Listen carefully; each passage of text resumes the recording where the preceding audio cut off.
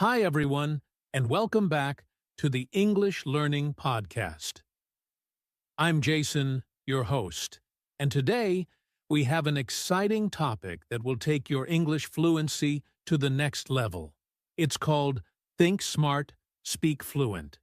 Have you ever felt stuck while speaking English, even though you know the words? Or maybe you feel like your thoughts are moving faster than your ability to express them? Don't worry, you're not alone. And today, we're here to help. Hi, everyone. I'm Julia, your co-host, and I'm so excited to dive into this topic with you. Speaking fluent English isn't just about knowing vocabulary or grammar, it's about how you think in English. And believe it or not, the way you organize your thoughts plays a huge role in how smoothly you speak. That's so true, Julia. In this episode, we'll talk about how to think smart.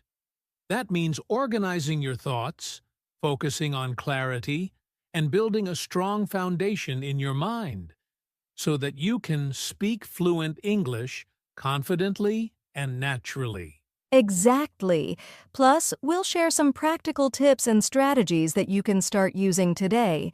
So, whether you're a beginner or someone looking to take your fluency to the next level, stay with us till the end. And don't forget, we want to hear from you. As you listen, feel free to drop your thoughts or questions in the comments below. We'll be happy to answer them in our future episodes. All right, Jason, let's get started. I can't wait to discuss how thinking smart can transform the way we speak English fluently. Let's do it! First, let's talk about the connection between thinking and speaking in English. Now, let's dive into the connection between thinking and speaking in English. Julia, have you ever noticed how smoothly people speak when their thoughts are clear? Absolutely, Jason. That's because speaking fluently isn't just about the words. It's about how we organize and express our thoughts. If your mind is cluttered or you're overthinking, it can make speaking much harder. Exactly. Think of your brain like a highway. When your thoughts are organized, the words flow smoothly, like cars driving without traffic. But if you're scrambling to translate or second-guess yourself, it's like a traffic jam in your mind. That's such a great analogy. And you know what? Many English learners struggle because they try to think in their native language first, then translate into English. That extra step often slows them down or creates awkward sentences. Yes, that's a common challenge. When you think in your native language, it's like building a bridge every time you want to speak. Instead, what we want is to train our brains to think directly in English. Exactly. And when you start thinking in English, your responses become faster and more natural. You're not worrying about grammar rules or translation. You're just speaking. So, Julia, what would you say are the main benefits of thinking directly in English? Good question, Jason. First, it saves time because you skip the translation process. Second, it helps you focus on the flow of your conversation rather than overanalyzing every word. And third, it builds confidence because you feel more connected to the language. Great points. And let's not forget, it also improves your fluency over time. When you think in English, you naturally build stronger connections between words and ideas, which helps you express yourself more effectively. That's right. And thinking in English doesn't mean you need to be perfect. It's okay to start simple, like naming objects around you in English or describing what you're doing throughout the day. Yes, starting small is key. And as you practice, you'll notice that your brain begins to process thoughts in English more naturally. So, to sum up this segment, the clearer and more organized your thoughts are, the easier it will be to speak fluently.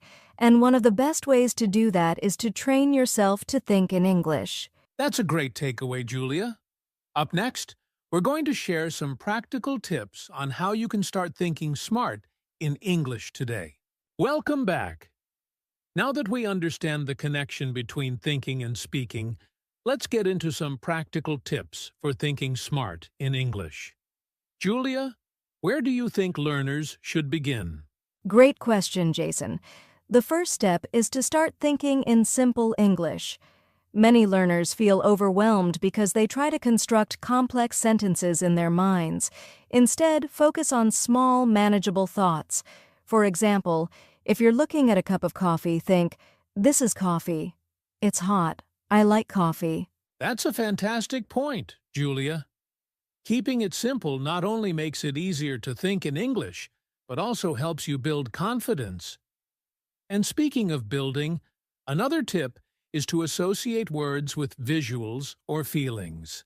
Oh, that's a good one. Can you explain more, Jason? Of course.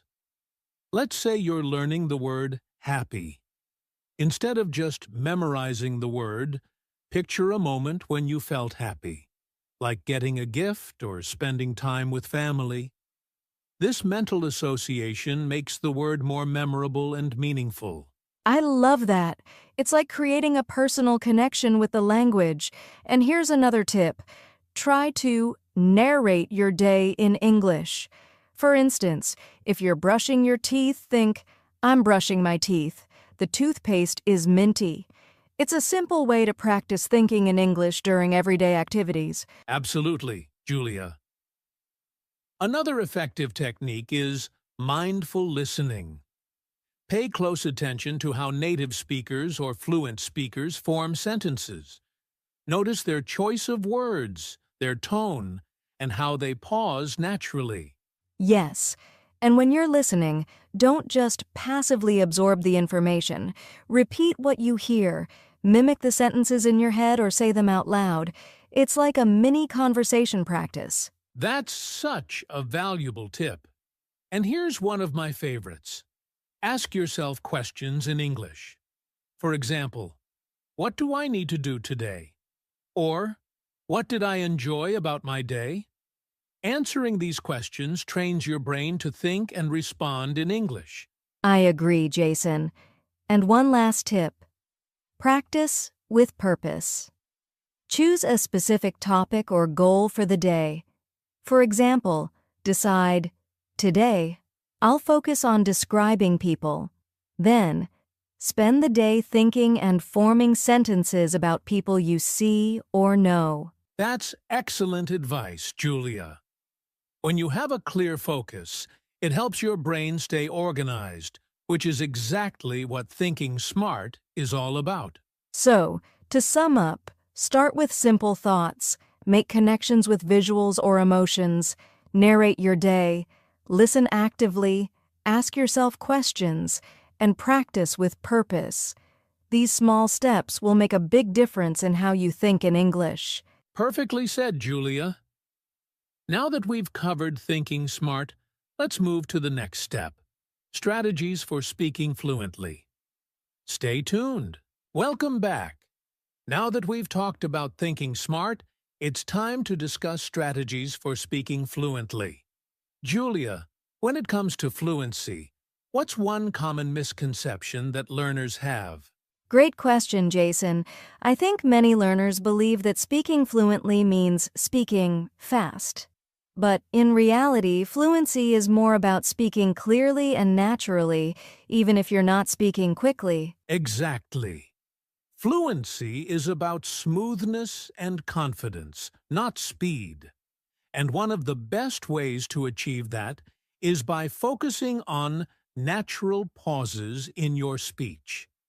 Instead of rushing, take short pauses to organize your thoughts. That's a great point, Jason. Pausing naturally not only gives you time to think, but also makes your speech easier to understand for others. Another important strategy is to stop translating in your head. Yes, translating can slow you down and lead to awkward sentences. Instead, try to think in English, as we discussed earlier. And if you don't know a word, don't panic.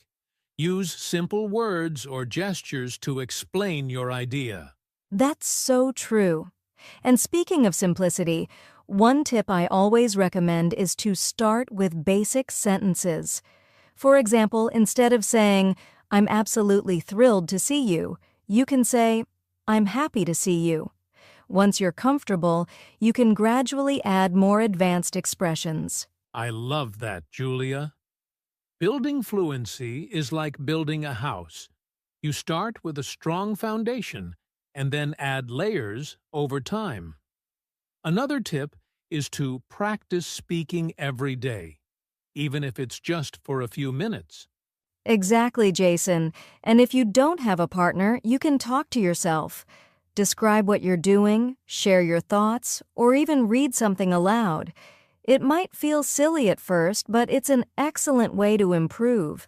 And don't forget about shadowing, Julia. This is when you listen to someone speak and try to copy their words, tone, and rhythm immediately after. It's a fantastic way to train your brain and mouth to work together. That's a powerful technique, Jason. Another thing learners should do is embrace mistakes. Making mistakes is a natural part of learning. Instead of feeling embarrassed, treat every mistake as a chance to learn and improve. Absolutely. And here's another practical tip. Record yourself speaking. When you listen to your own voice, you'll notice areas where you can improve, like pronunciation or pacing. Yes, Jason, and it also helps you track your progress over time. Lastly, remember to celebrate small wins. Whether it's saying a new phrase correctly or having a short conversation in English, every step forward is worth celebrating. Well said, Julia. Fluency is a journey, not a destination. To recap, pause naturally, stop translating, start with simple sentences, practice daily, use shadowing, embrace mistakes, record yourself, and celebrate your progress. That's a great summary, Jason. Coming up, we'll give you a fun activity to put these strategies into practice. Stay tuned. Welcome back. Now that we've covered strategies for thinking smart and speaking fluently, let's put it all into action with a fun challenge. Julia, are you ready? I'm ready, Jason, and I hope our listeners are too. This activity is designed to help you practice both thinking and speaking in English. Here's how it works. First, choose a simple topic you can talk about, like your daily routine, your favorite food, or a recent movie you watched. Got it? Great. Now, set a timer for 1 minute. Your goal is to speak in English about your chosen topic for the entire minute without stopping. Don't worry about making mistakes. Just keep talking. Exactly. If you get stuck, don't stop. Instead, use fillers like, let me think, or repeat your last sentence until a new idea comes to mind. And here's a pro tip. Start with simple sentences. For example, if your topic is your daily routine, you can say, I wake up at 7 a.m., I brush my teeth. I eat breakfast. I go to work. Once you're comfortable, you can add more details. Yes, and if you're up for a challenge, try to record yourself while speaking. Afterward, listen to your recording and note areas where you can improve, like pronunciation, pacing, or sentence structure. That's such a valuable exercise, Jason, and don't forget to celebrate your effort. Even if it feels challenging, completing this activity is a big step toward fluency. Absolutely, Julia. So, listeners, your challenge today is to pick a topic, set a timer, and speak for 1 minute in English. And remember, progress is more important than perfection. We'd love to hear how it went. Feel free to share your experience in the comments or even upload a short video of your practice. That's a great idea, Julia. Keep practicing, stay confident, and remember, you're closer to fluency than you think. Stay with us for the final takeaway and a motivational message. Don't go anywhere. And that brings us to the end of today's episode, Think Smart, Speak Fluent. We hope you found these tips and strategies helpful. Remember, fluency doesn't happen overnight. It's all about consistent practice and having the right mindset. Absolutely, Jason. Whether it's thinking in simple English, practicing daily, or embracing mistakes, every small effort adds up. You're building a skill that will open doors to new opportunities and connections. And we're here to support you every step of the way. If you enjoyed this podcast, don't forget to subscribe to our channel, Easy English Talk, and hit the notification bell so you never miss an episode. Also, share this podcast with your friends or anyone who's learning English.